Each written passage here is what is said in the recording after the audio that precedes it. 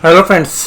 F की जो buying है वो कंटिन्यू हमें देखने के लिए मिल रही है और एफ ने आज जो डेट सीलिंग के ऊपर रेजोल्यूशन यूएस में होता हुआ नज़र आ रहा है, उसी कड़ी के अंदर आज एशियन मार्केट भी मजबूत थी और वहीं पर आज एफ ने जो बाइंग की है वो काफ़ी दमदार की है। 1758 यानी कि पिछले 5 दिनों की सबसे बड़ी कैश मार्केट की बाइंग देखने के लिए मिली है। डी भी लगातार बायर बने हुए हैं। उसके बाद एफ ने थोड़ा बहुत हेजिंग के लिए इंडेक्स फ्यूचर्स बेचे हैं, इंडेक्स ऑप्शंस भी सेल किए हैं और स्टॉक फ्यूचर्स भी खरीदे, यानी कि बहुत दमदार डेटा जो है आपको देखने के लिए मिलेगा। और यहाँ पर ऐसा प्रतीत हो रहा है कि जो कॉल्स इन्होंने पिछले 2-3 दिनों में खरीदी होंगी, क्योंकि ये जो बाइंग थी इसमें दोनों का कम्बिनेशन होता है जब भी खरीदते हैं, तो यहाँ पर कॉल तो इन्होंने भी काट लिए हैं। और कैश की जो बाइंग है एफ की वो काफ़ी एग्रेसिवली हमें देखने के लिए मिली है। लेकिन जैसे ही ये अनवाइंड होंगी पोजीशंस, तब तक आपको बाज़ारों के अंदर एक ही चीज़ पे ध्यान रखना है कि देखिएगा इतनी बाइंग हो रही है, लेकिन एडवांस डिक्लाइन रेशो आपको क्या बता रही है। एडवांस डिक्लाइन रेशो आपको बता रही है कि इतनी बाइंग होने के बावजूद भी घटने वाले शेयर्स सुबह जो होते हैं वो शाम तक बढ़ते रहते हैं और शाम तक प्रॉफिट बुकिंग आती रहती है बाकी शेयर्स में। यहाँ पर इंडेक्स मैनेजमेंट जो है ज़्यादा चल रहा है और अगर आज भी हम देखें तो बाज़ार जहाँ पे खुले 18,619 पर उन लेवल्स पे क्लोज़ नहीं कर पाए, निफ्टी स्पेशली।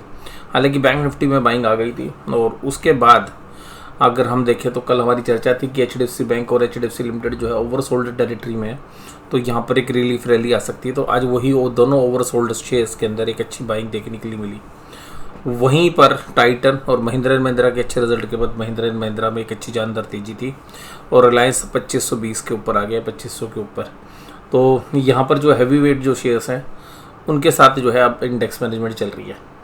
और जैसा मैंने अभी आपको वीकली एनालिसिस में भी बोला था कि मुझे ये लास्ट लग रही है और यहाँ से जो भी फॉल बनेगा वो काफ़ी सीवियर बनने वाला है। और स्मॉल कैप और मिड कैप के शेयर्स के अंदर जो है हमें जो है एक बिकवाली जो है प्रॉफिट बुकिंग वाली लग रही है कि प्रॉफिट बुकिंग कर रहे हैं बड़े प्लेयर्स। और एफएनओ के अंदर जो पोजीशंस हैं, जो एफएनओ वाले शेयर्स हैं उनमें हेजिंग हो रही है।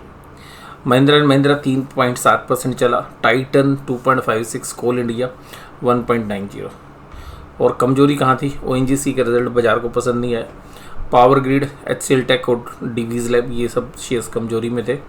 भारत पेट्रोलियम, मारुति सुजुकी, ब्रिटेनिया, विप्रो, अदानी एंटरप्राइज ये सब कमजोरी में थे। अब इसके साथ साथ देखिएगा हमारी जो पोजीशन है वो बैंक निफ्टी में अभी भी बनी हुई है और डीवीज लैब में भी बनी हुई है। इसके बाद अगर हम निफ्टी बैंक में देखें तो 44311 पे जो है क्लोज दी है। और ये जो बाजार आज जब खुले ओपन हुए तो उसके बाद जब निफ्टी टूटने लगा तो बैंक निफ्टी ने संभाला, लेकिन 2 बजे के आसपास इसमें भी एक सेलिंग देखने के लिए मिली। तो यहाँ पर अगर हम ब्रेकआउट का एक फॉलो बाय जिस तरीके का एंटिसिपेट कर रहे थे उस मतलब फ्रीक्वेंसी के साथ नहीं आया, यानी कि जो ब्रेकआउट था उस फ्रीक्वेंसी के साथ नहीं आया। हालांकि निफ्टी बैंक 2-3 दिन से जो है अंडर परफॉर्म कर रहा था निफ्टी को। आज देखिएगा बैंक निफ्टी ने फिर आउट परफॉर्म किया। तो ये यहाँ पर अभी हो सकता है कि हम जो एंटिसिपेट कर रहे थे कि महीने के एंड में जो है सेलिंग होनी थी, जो हम एंटिसिपेट कर रहे थे वो शायद थोड़ी सी पोस्टपोन हो रही है। और उसमें जब पीछे अदानी ग्रुप के जो शेयर्स हैं उन्होंने पिछले 5-7 दिनों में जिस तरीके से एक मोमेंटम को बदला वो भी एक इम्पोर्टेंट रोल प्ले कर रहा है और वहाँ पे एक सेंटीमेंट जो है चेंज हुआ। उसके बाद देखिएगा आज आपको यहाँ पे कैप अप ओपनिंग देखने के लिए मिली और एक ग्रीन कैंडल के साथ जो है क्लोज कर रहे हैं।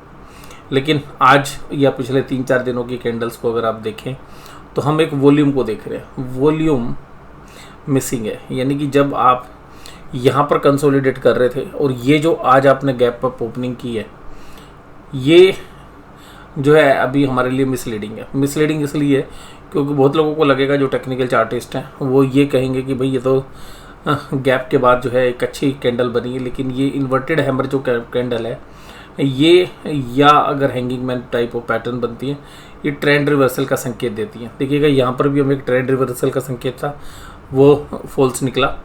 उसके बाद अगर हम यहाँ देखें तो यहाँ पर एक चांस बन रहे थे, उसके बाद एक हैंगिंग मैन पैटर्न बना था, यहाँ पर भी था, वही फेल हुआ। तो अल्टीमेटली जो प्रॉफिट बुकिंग का दौर है वो पोस्टपोनमेंट में चल रहा है।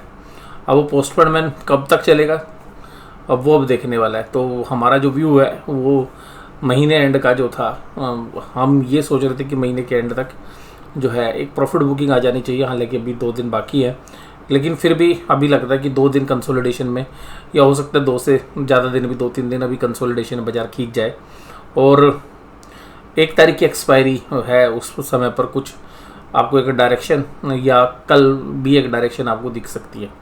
बट एक चीज़ है कि बाजार जो खड़ा है जहाँ पर, वहाँ पर केवल और केवल हमें मैनेजमेंट नज़र आ रही है। इंडेक्स को मैनेज किया जा रहा है, वॉल्यूम्स है नहीं, जो शेयर्स चल रहे हैं एक अल्टीमेटली सेलिंग नहीं है। मैं ये नहीं कहूँगा कि बाइंग कमज़ोर है, बाइंग तो कमज़ोर है ही, सेलिंग नहीं है।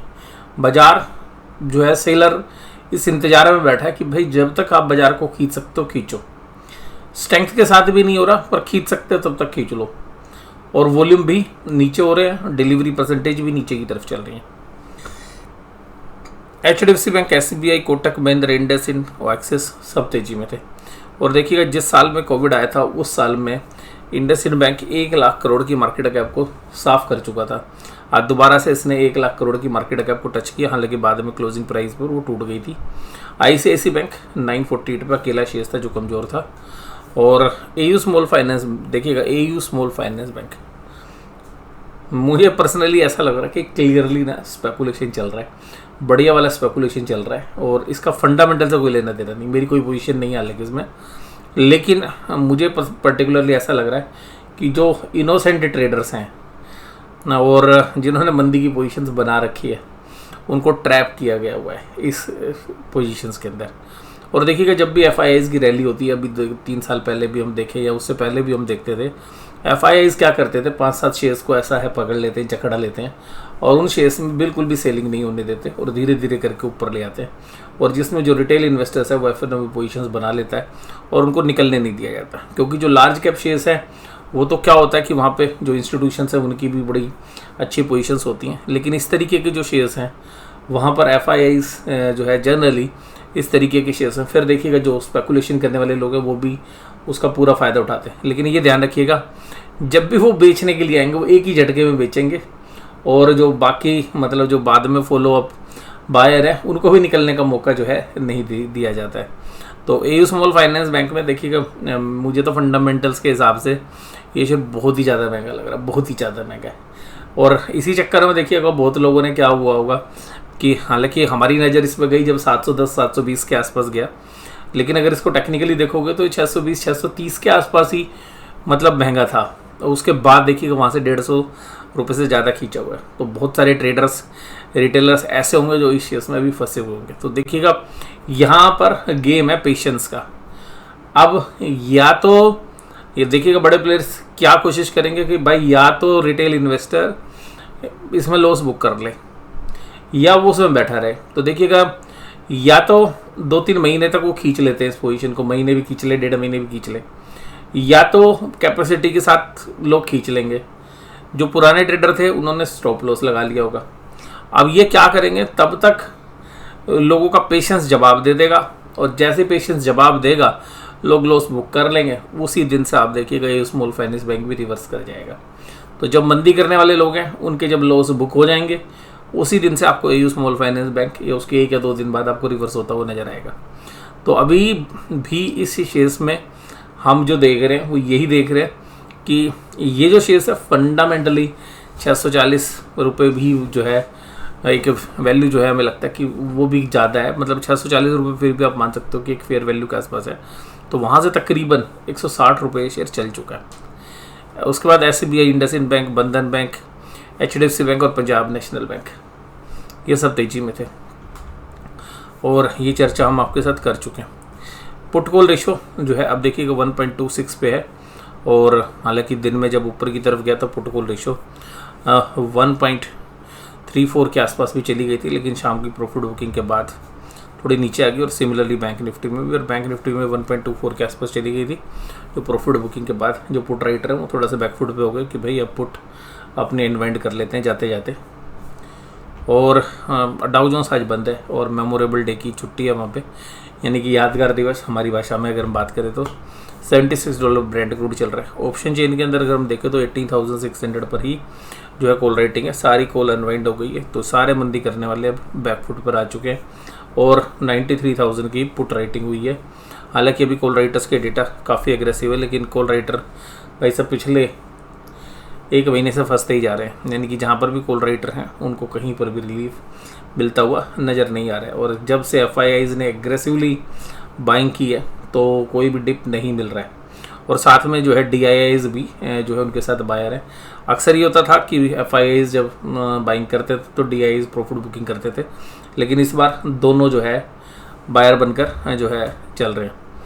उसी तरीके से 44,000 पर एक अच्छा हर्डल था, उसको आज पार कर दिया, तो वहाँ पे एक अनवाइंडिंग हो गई अगर कॉल साइड में देखें तो, और वो शिफ्टिंग हुई है 44,500 पे कॉल साइड में। और पुट राइटर एग्रेसिवली 44,300 पर भी आ गए, 44,200 पे भी।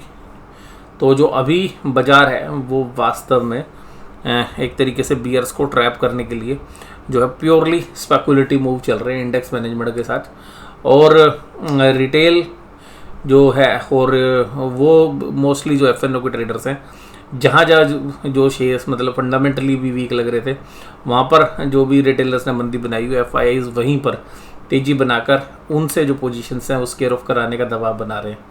और हो सकता है 2-4 दिन में वो धीरे धीरे करके मंदी वाली पोजीशंस ख़त्म हो जाएंगी और उसके बाद जो है बाज़ार फिर अपने नॉर्मल रुख में आएगा। और हमें लगता है कि जब भी कभी इस तरीके का मूड बनता है, इस तरीके से ट्रैपिंग होती है, उसके बाद का जो फॉल होता है वो काफ़ी शार्प होता है। और वो इसलिए होता है कि लोगों को सेंटिमेंटली ये लगता है कि अब तो हर डिप बाय करना है, और ये जब डिप होता है तो किसी को पता भी नहीं चलता।